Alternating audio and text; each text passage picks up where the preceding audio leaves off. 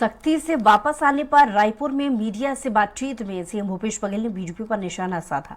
साथ ही कहा कि कांग्रेस किसानों को शक्ति देने की बात हमेशा से करती आ रही है।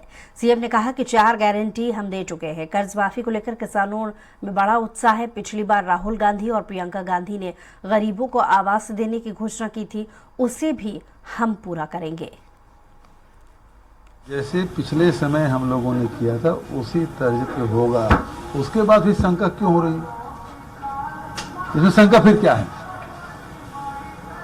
ना? पिछले 5 साल में बहुत सवाल किए विधानसभा में, सारे जवाब दे दिए गए थे और हमने कहा कि उसी तर्ज पे होगा जैसे पिछले कार्यकाल में हमने किया था। पिछले समय जो 5 साल पहले किया था उसी हिसाब से होगा। मतलब ये लोग कुछ करेंगे नहीं, इनको मालूम है। सवाल इसलिए कर रहे हैं तो उनको विपक्ष में रहना है। धन्यवाद उसके लिए अजय जी को। जो पैसा किसानों के खाते में गया है वो बाजार में आया है।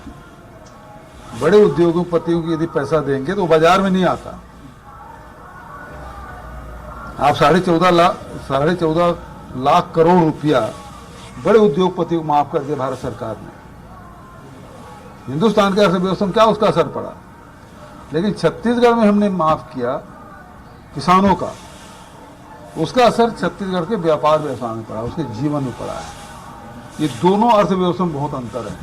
यदि ये लोग कहते हैं मोहला मानपुर में जो घटना घटी है और उसमें ये टारगेट किलिंग है, तो एनआईए जांच करा के रोका कौन है? जैसे ईडी आईटी घूम रहे हैं, बस एनआईए भी आ जाए। रोका किसने है?